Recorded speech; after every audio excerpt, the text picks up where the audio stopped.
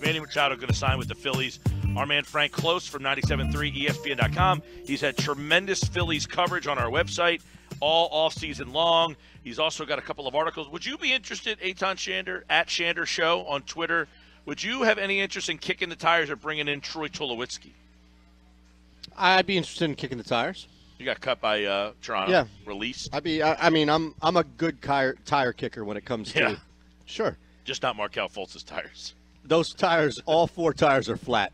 We're going to talk to Frank right now because there's a lot of Philly stuff, Frank, and I want to get your take on a lot of this stuff, including, is it good or bad that Tom, the union electrician, was the first man to greet Manny Machado today when he got out of the Suburban?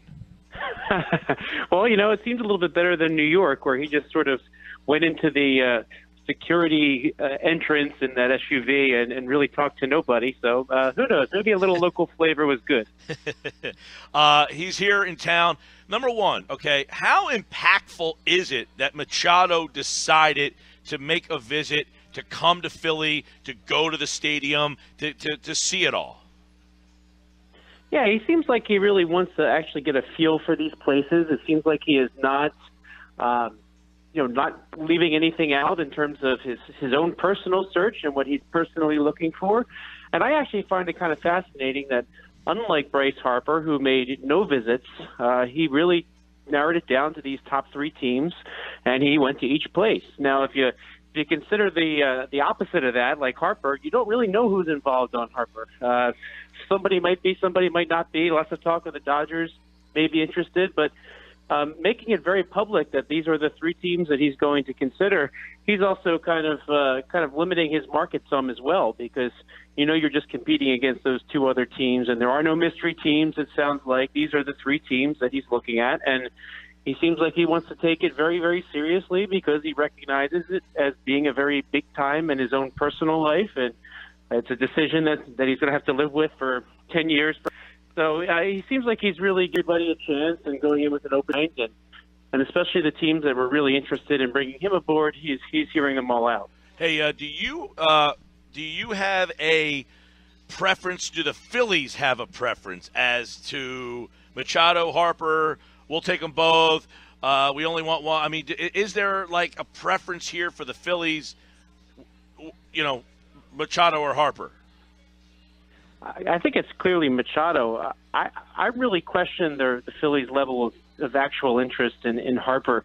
John Heyman earlier today said on MLB Network that Harper doesn't really want to go to the Phillies, and he's kind of made that known, and so the Phillies have just decided seemingly to just not engage. So Heyman came out and said that Harper doesn't have interest in the Phillies at all? That's what he said. Now, I think that's not something that they wanted to publicly say. I know his agent Scott Boras likes to make you think that everybody's involved, but I think the Phillies are just not going to be used. I think they have their sights on Machado. They have a personal relationship with Machado. Andy McPhail as president of baseball operations, and Matt Klentak working under him in Baltimore drafted Machado. So I think that's where their sights are set. I don't think they would rule out going back to Harper if, say, they miss out on Machado, but I think they just don't really want to play the game that's going on with Harper right now, because they didn't. According to some reports, the Phillies didn't even venture out of their way in Las Vegas to meet with Harper, even though Harper was kind of camped out down the street while the winter meetings were going on. Sounds like the Phillies met with Boras because they have interest in other clients too, like Zach Britton, for example, was somebody the Phillies were looking into, but they don't really seem that involved. What do you think the biggest obstacle, Frank, is for the Phillies outside of just ramping up more money that they would throw at Machado to sign him? I think the only real obstacle would be if Machado had his heart set on New York from the get-go. He played in New York a lot.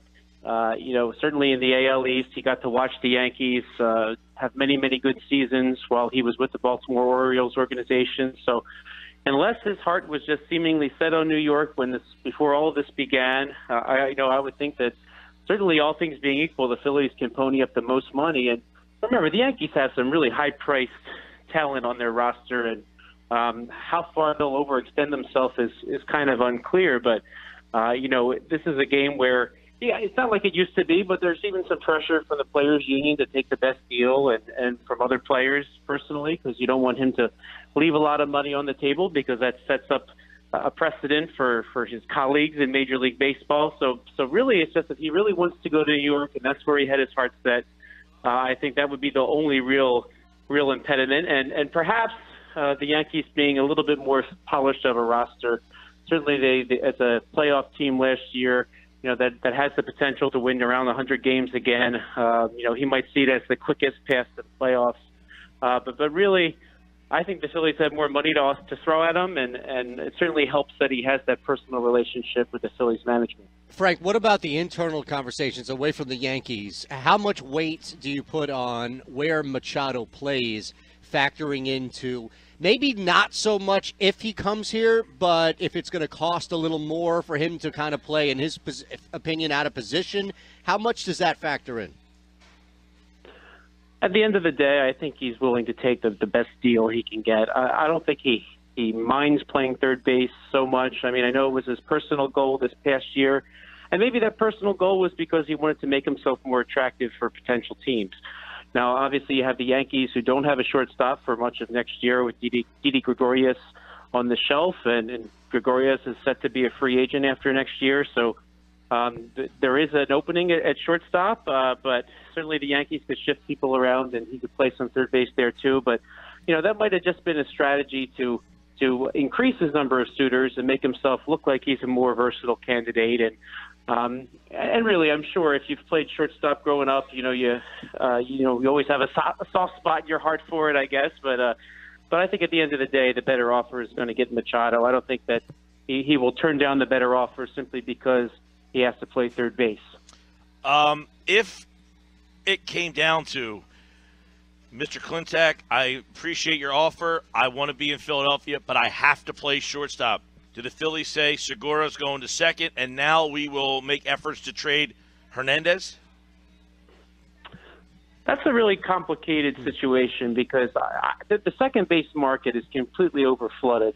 And I think the reason Cesar Hernandez is not going anywhere is simply a matter of there's really no place to send him. As a player in his final year of arbitration, there will be enough second basemen out there who will cost less money to a team who needs a second baseman, that they might grab one of those players, as opposed to somebody like Hernandez, who, as we learned, played with a broken foot for much of last season, and could have explained why he had a little down of a year. But then you're moving a lot more people out of position. I do know a lot of people think Gene Segura is a better second baseman than he is a shortstop, but really, you're talking about a 10-year commitment here. So it seems silly just to say, well, you can play shortstop for now, because you know that down the line he's going to move.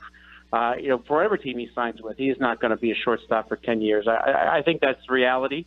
Maybe he's not willing to accept that reality, but I don't think the Phillies will need to go that far out of control. I think they're just being open and honest. Look, we have a good, very, very good shortstop in Gene Segura. We have Cesar Hernandez at second base, Scott Kingery's behind him. I don't think they're going to rock the boat that much and even try to pretend that Machado will somehow be a shortstop on this team, because any team that signs him is not going to keep him there long term. So Yankees, they have an immediate task for him to play some shortstop, but I think he would end up at third base next year anyway. What happens if no Machado? You already mentioned Heyman saying no on Harper, or at least that's what he's being told. So let's assume, for just the purposes here, Frank, that that's the case. What happens now? And I guess the follow-up would be, if nothing, or if we're waiting until next year, how does that get received by fans across the city?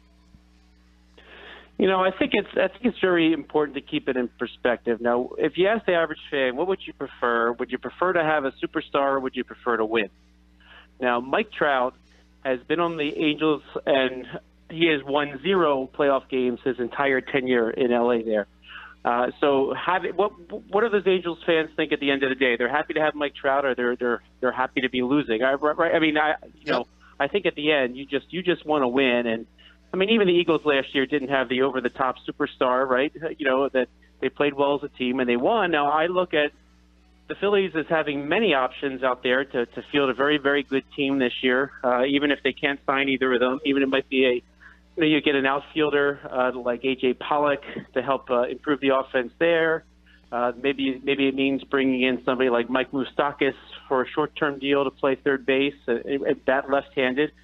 And you can put together a nice offense while at the same time maybe you ramp up your pursuit of your, they're going to get a closer no matter what. It seems like, maybe they go for Craig Kimbrell, maybe they bring in a nice starting pitcher. I mean, they could still be a very, very good team. And meanwhile, looking ahead to the future, next year Nolan Arenado figures to be a free agent unless he gets an extension. But if he doesn't have it by now, you almost wonder if he's going to have one. And there's a certain guy from Millville that's going to be a free agent in 2 years. Yeah. Where if they want to if they want to have their superstar player, I mean, at least there's a couple options coming down the line.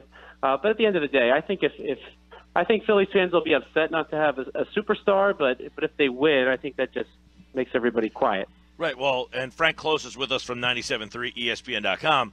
I guess the question would be then, much like the whole Sixers thing, like, hey, we're spending stupid money.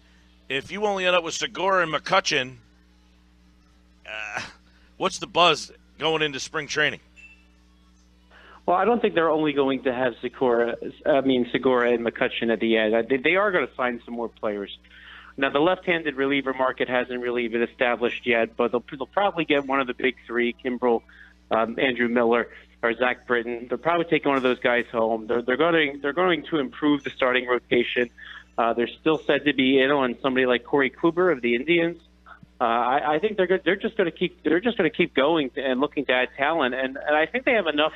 They have enough tradable young talent too that they can bring in some players via trade. So really, I don't think it's doom and gloom if you don't get one of those guys. There's still plenty of free agents out there. There's still many trades to be made, and really, like last year, this free agent market is very, very slow. It's really evolving very slowly, and I wouldn't rule out either. If the Phillies don't get Machado and they still have some money left over, that's going to take whoever Machado ends up with. They're going to end up off the board for somebody like Harper and who knows, maybe like last year with Jake Arrieta, he's sitting out there late, and the Phillies just happen to be there with a pocketbook that's open and says, "Sure, we'll take you if nothing else really worked out for you."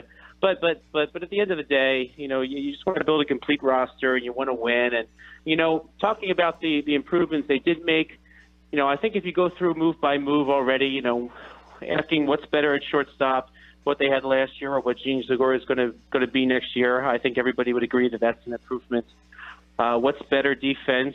Andrew McCutchen in left field or Reese Hoskins in left field? Well, I think that's an obvious one. And, the bat of McCutchen versus the bat of Santana, I think they're going to give you about the same, but moving Hoskins back to first base makes you so much better with all those defensive runs saved that he was a negative last year in left field. Those are runs they're going to get back, and they're going to be a much stronger defensive team. And their offense is still pretty decent, although there's still some moves to be made. But the Phillies do look a lot better than they did last year at the end of the season. You mentioned you wrote on our website 97.3ESPN.com, Frank, that the Phillies' interest in Kluber. He's interesting. I mean, he's a top of the rotation guy. I don't know if he would be, he's not knocking Nola off opening day or anything, but he's a guy who's been a winner. He's pitched in big games. What would you need to give up to be in that Kluber conversation? Well, the Indians really need some young, inexpensive outfield talent. That seems to be what's going to be driving what they do. Now, the Phillies, they can probably offer the Indians a top pitching prospect, one of their top two, either Sixto Sanchez, who the Phillies have said to be more open to dealing than they did last year, and Adonis Medina is their second one. He could be somebody included. I would expect a young outfielder to be in that deal. Maybe it's Nick Williams, maybe it's Odubel Herrera, maybe it's Roman Quinn, but the Indians are going to need some outfield help. And then the rest of it would be a question of what other types of prospects do they have there. Do the Phillies want to help out the Indians and get some further salary relief, maybe taking some other money off the books? Somebody like Carlos Santana back.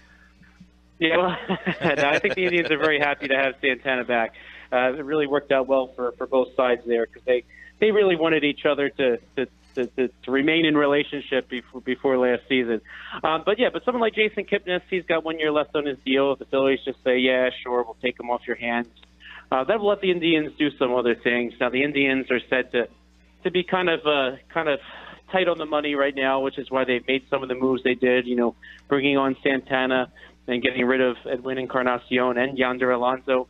That saved them some money, but they really still need to clear a little bit more, and they could probably still win the Central Division anyway. So it's a question: do the Phillies have a big enough prospect at this point to give them? There are some flashier prospects out there that they're interested in, but maybe those teams don't want to give them up. Teams like the Reds are interested, and they have a couple of their top prospects that the Indians like, but at the end of the day, the Reds are a weird team because they're kind of rebuilding, but they're trying to make a splash at the same time. And I don't know if they would really want to give up those top two prospects to get Kluber. I'll follow up with another guy that you wrote about at 97.3 ESPN.com, and that is Troy Tulowitzki. Now, they brought in a former NL MVP in McCutchen. People are happy about that. Tulowitzki was once, a premier player in the league. He just can't stay healthy and has kind of slipped off. He's getting a little older, but worth kicking the tires on, worth bringing in. Where's Tulo at this stage of his career? I can't remember the last time he made it through a season healthy. Yeah, the thing about Tulowitzki, he's going to cost you the major league minimum. So I think that's the reason why you saw 11 teams show up. Everybody could probably use somebody who could perhaps have some upside. It doesn't cost you a lot of money, because what happens if he doesn't work out for you? What do? You just cut him, and you really don't lose anything. So it makes sense that the Phillies would be there. I think for the Phillies to be involved in the conversation, they might have to see how this Machado thing plays out. Maybe they want to give him a shot to compete for third base or something. But we really don't know what Tulo's willing to do. Is he willing to play third base? I think one of the reasons why the Toronto Blue Jays just released him was because he seemed to make some public comments that seemed to indicate that he wasn't willing to move off a shortstop, even though they have young Lourdes Gurriel ready to take over at shortstop. Mm-hmm. So I think at the end of the day, the Blue Jays were like, okay, well, that's your attitude. We're just going to release you because if you're not producing for us, if you're just going to be a pain in the neck, we're just going to let you go. So a lot of it depends on what the acquiring team is willing to offer him, probably in terms of opportunity. Maybe if the Yankees miss out on Machado and they know they don't have Didi Gregorius for most of the season, maybe they say, hey, Troy, why don't you come try out for our shortstop position, knowing that it's open for a while, and then we'll see where it goes. That might be the kind of thing that Tulowitzki is going to want this year, if somebody's willing to give him the chance. Now, the Yankees, if they don't get Machado, they'll probably bring a couple other infielders into camp, and he's the type of player that's going to compete with other players for a role. So I think the team at the end of the day that has the best opportunity for him to go out and win a job, I think that's probably what he'll select. All right, Frank Klose has more at Frank Klose on Twitter, at 97.3ESPN.com. All the latest on the Phillies' pursuit of Manny Machado. He is in Philadelphia today, and as he also writes, they are one of 11 teams that looked at Troy Tulowitzki, and we'll see what happens with the Phils as they try to get fans back in the seat. They got to get the fannies back in Citizen Bank Park. Winning would help. Frank, thanks, man. Thanks, guys.